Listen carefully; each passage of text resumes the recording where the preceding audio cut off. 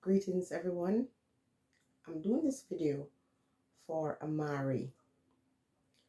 I said I would do it tomorrow, but I didn't want to take a chance, and I get busy tomorrow, and by the time I upload, it's too late. Amari, I guess you could call me one of your goodies. But there's one thing about me. I hate to see when people are taking disadvantage of others. And because of that, I'm giving you the information. When you have the information, you can make choices that benefit you. And a lot of persons suffer at the hand of landlords because they don't know their rights. As a tenant, Amari, you have rights. Your landlord have rights also. But we don't just get to make it up as we go along. And so I'm giving you the pertinent information for you to use to help you deal with your current situation as it relates to landlord and tenant acts. Now, I live in Canada, and because I'm here, I am fully aware that some of the rules might be a little different. So you're going to have to check the state that you're in, call your landlord and tenant board in the state where you live to find out how this information relates to your situation.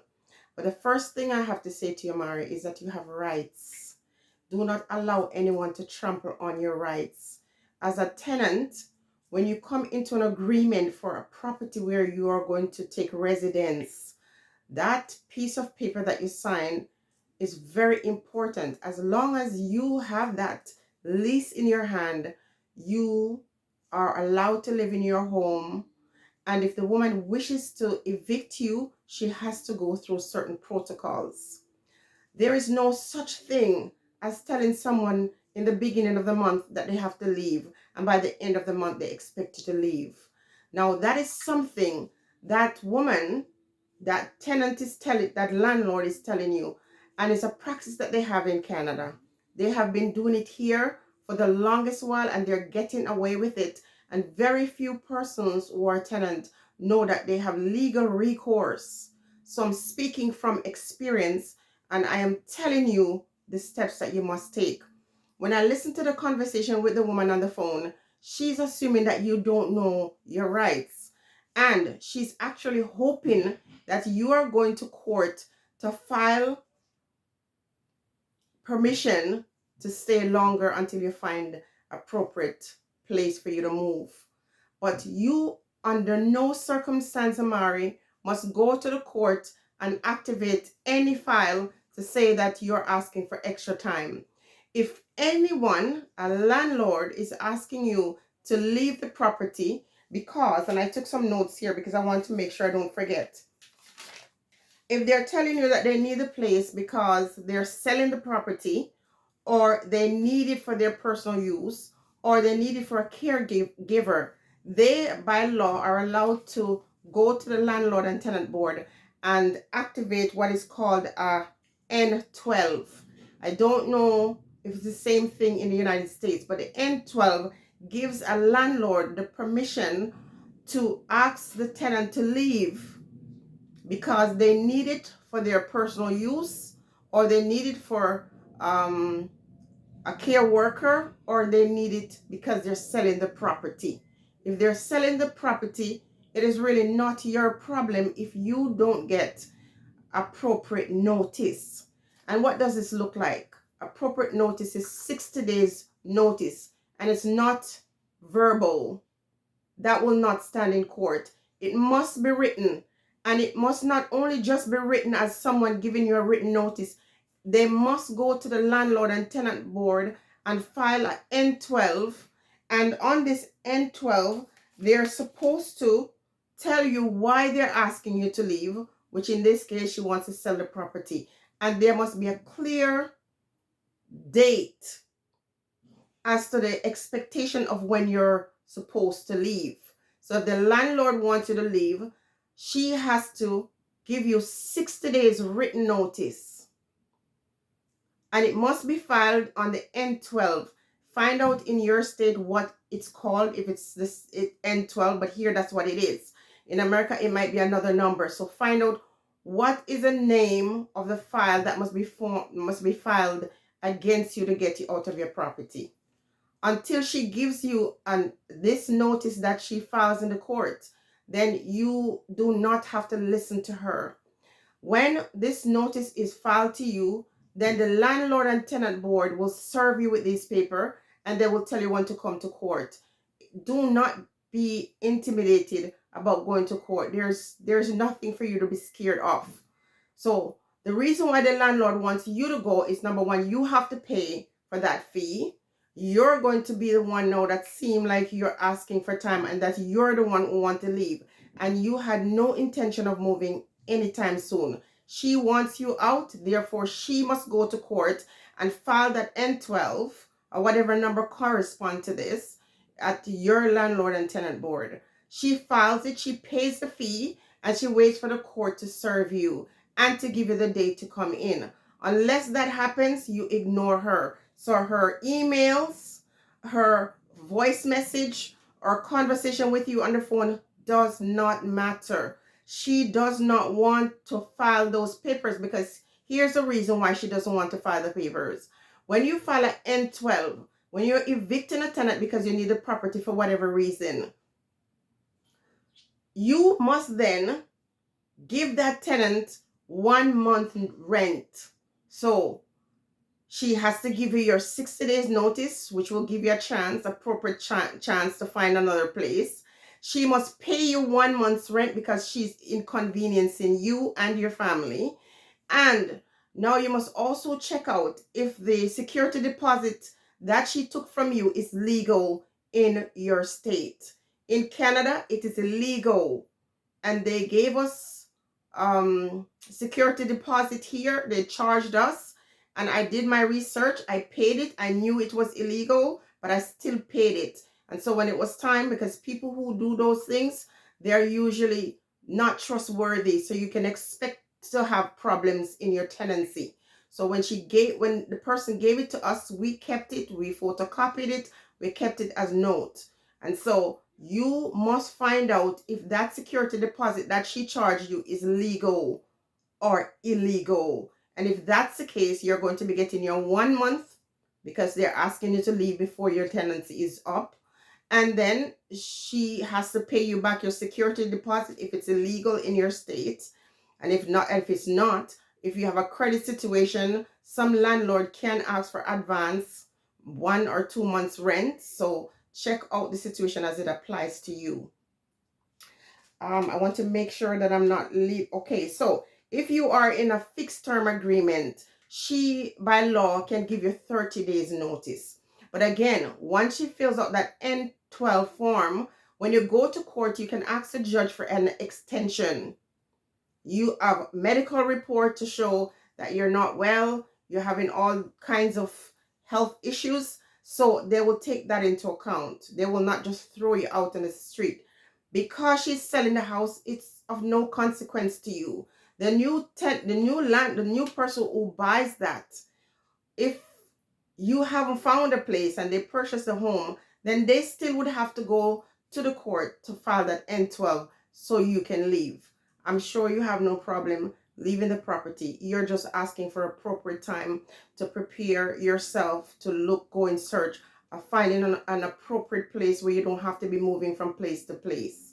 So know your rights. Do not go to the court. Let the landlord go to the court. She's trying to trick you in going there to file the paper so it doesn't cost her. And when you file it, you will not get that 30 days. You will not get paid for that 1 month. And also, make sure you save the conversation you had with her about this whole situation about when you're supposed to leave and that she wants to sell her house. You want to make it clear on that conversation to the court that you had problems with your apartment when you moved in. It wasn't painted properly, there were damages and so on, because in the conversation it's clear that she does not intend to pay you back your money that you gave her for security. She's already saying she would give you 1,000 back. It doesn't work that way. Security deposit is if there's damages to the property, or if you, caused any problems while you were living there that she would have to fix when you move. So to tell you before you even move out that she doesn't plan to give you back all your money is a clear indication that she's trying to hold on to funds that does not belong to her. You can negotiate with her for her to return that security deposit to you because she's putting you in an awkward situation.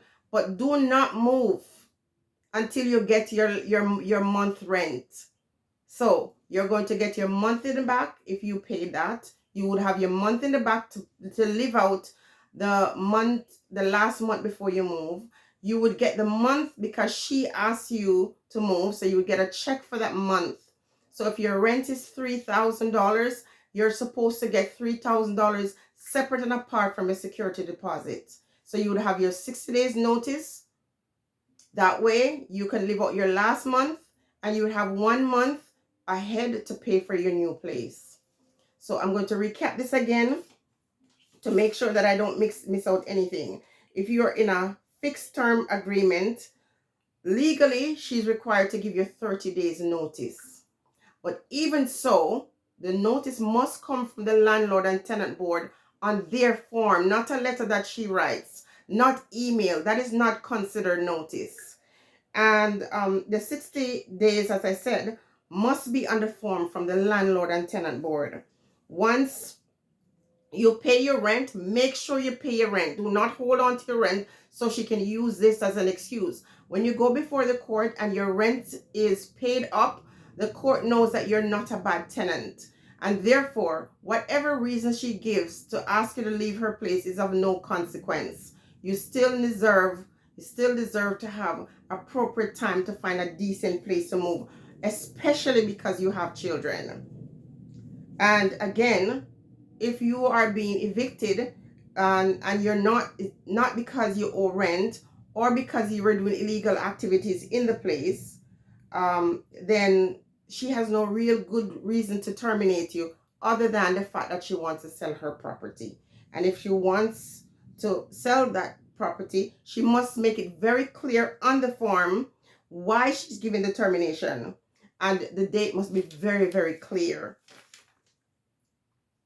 And the reason for the notice, yes, so she must tell you, clearly state, I'm selling my property. And if it is not in writing, it is not binding.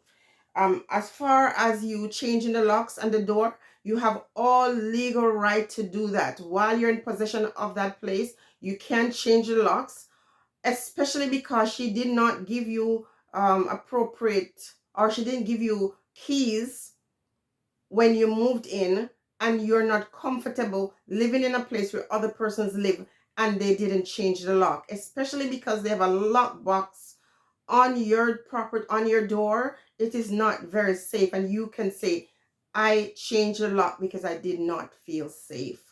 They are doing this in Canada. That woman, she just sounds like someone I know. That is what they've been doing in this country. And a lot of times when they say they're going to sell their property, it's not true.